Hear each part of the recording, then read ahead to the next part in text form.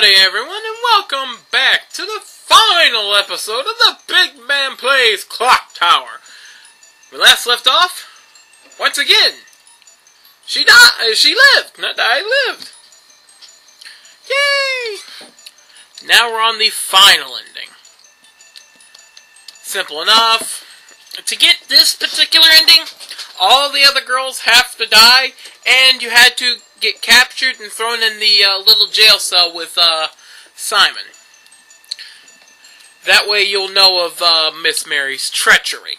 Otherwise, if you didn't do that, you will not be able to get this ending, because poor Jennifer has no idea of the problem that she's about to face. But simple enough, we'll go through this again. I like showing this area.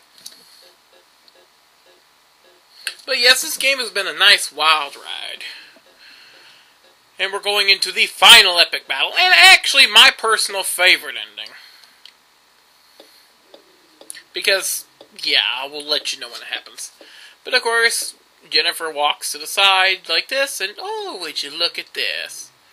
It's Miss Mary. We figure out it's Miss Mary through the various parts. There we have a general idea. I mean, you know, in this particular ending, Miss Mary tried to fill you full of buckshot. So, of course, there would be an issue where you would want to avoid her doing that. First things first.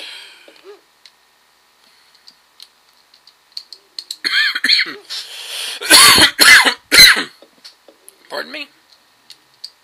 First things first, use the perfume, provided you're standing in the right place.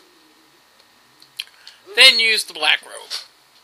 And the dumb dog goes, "Herp there, okay, you look like the same girl that passed here just a few minutes ago. I think you're okay." I swear some dogs might have only a 5-minute memory. But yes, we make it.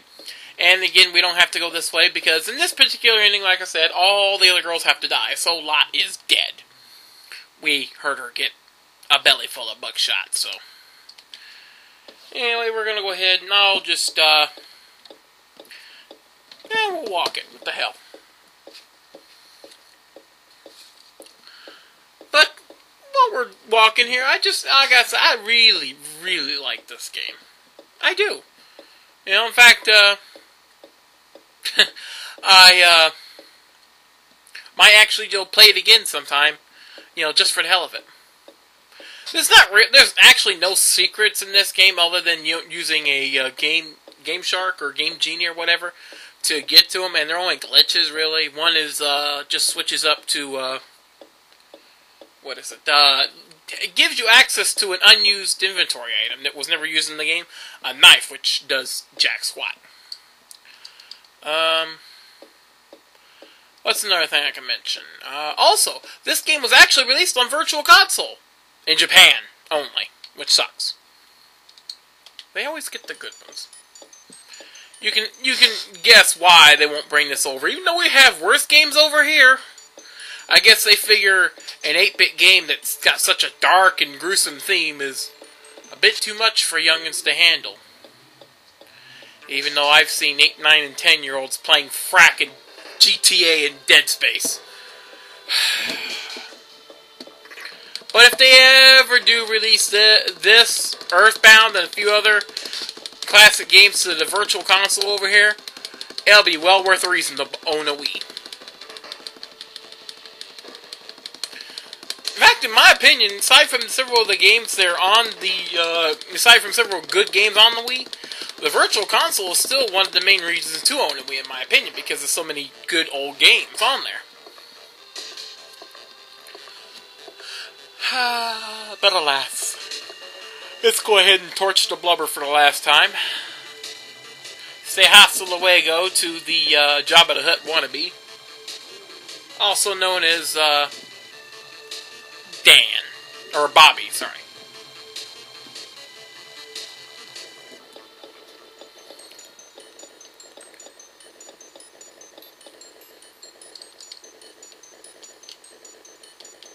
Actually, I think that's Bobby. If I remember the storyline in the first one for the PS1, right? I should. I mean, but yes, we'll get to that. I do plan on LPing that at some point. let's just go ahead up into here. It'd be an awesome thing if someone made this whole freaking mansion in Minecraft. I would like to play Minecraft, but I know I shouldn't, because if I did, I would have no life. But anyway, let's go to the second floor. Well, why? Well, because we know of Miss Mary's treachery, so this time she can't freaking sneak attack us with a knife. We already know. I mean, you know someone ain't your friend when they blow your friend away with a shotgun and they come in to do the same to you. You can't just suddenly go, oh, well, maybe she's just being controlled. Bullshit. She is the insane bitch. Menopause don't turn this woman crazy. There he is. There she is. Miss Mary.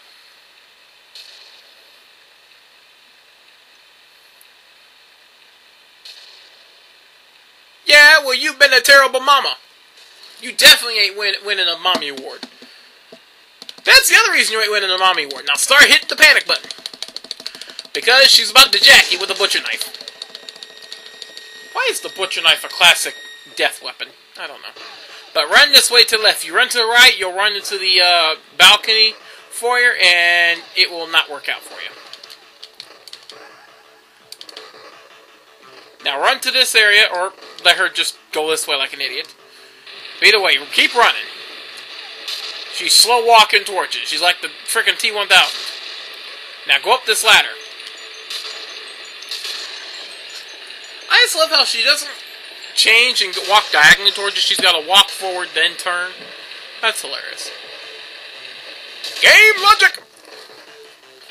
Now we're climbing up. Oh, so that's where that ladder goes. Yes. Now start hitting the panic button, because she's going to grab your foot. Eat foot, bitch! Oh, and she gets a scream on the way down. Miss Mary is now Miss Mangled. And we have that little face glitch, but that's okay. We don't need to worry about it anymore. Jennifer runs in and automatically turns the switches on, which, if you listen to Simon Barrows, he actually tells you about this stuff. And of course he goes, oh, my ears, my ears. Hope you're packed for your big trip, bitch. We won't be seeing you until the next game. Yes, I spoiled it. He comes back. But of course, if you're actually pissed at a spoiler that I spoiled it, then you're an idiot. So says Dr. House. But yes, the clock tower rings. And we step outside.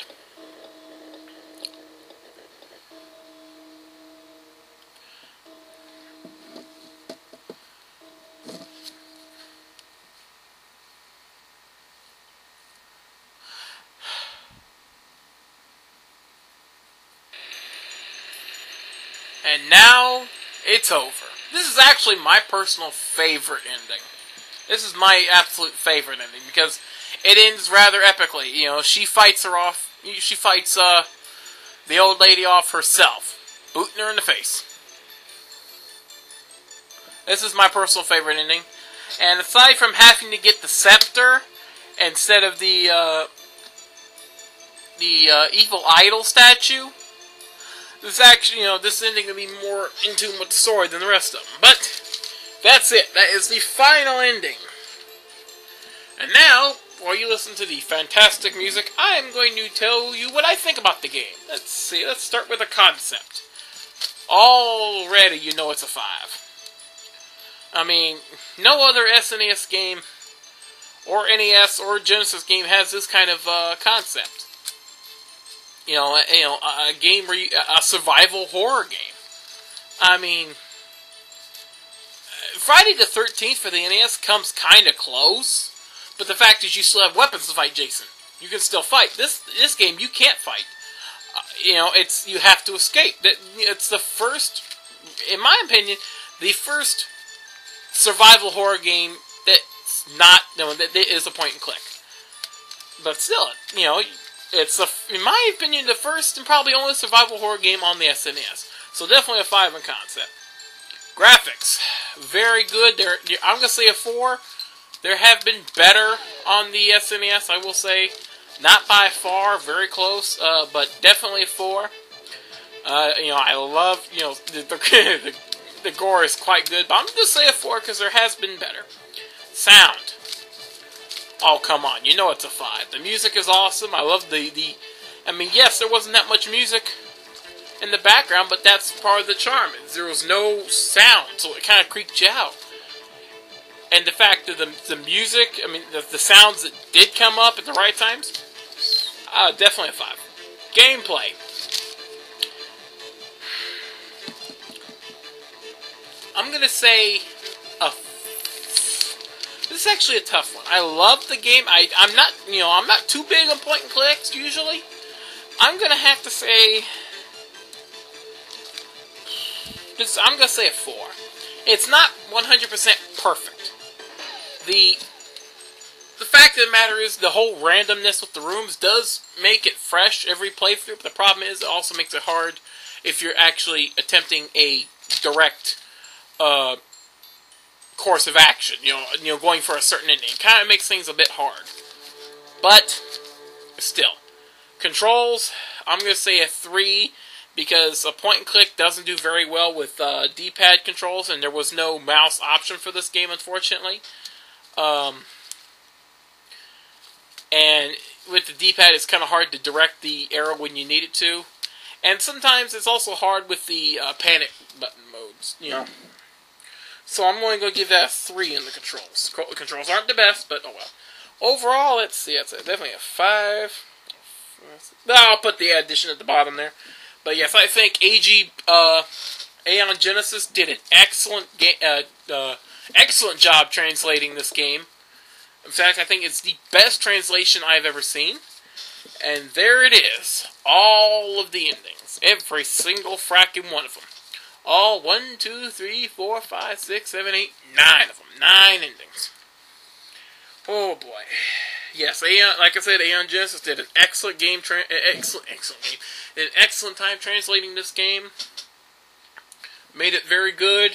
Aeon Genesis, in my opinion, has never disappointed me in a translation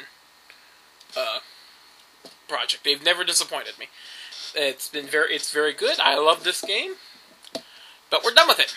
There won't be a bonus episode because there's no real secrets to show you.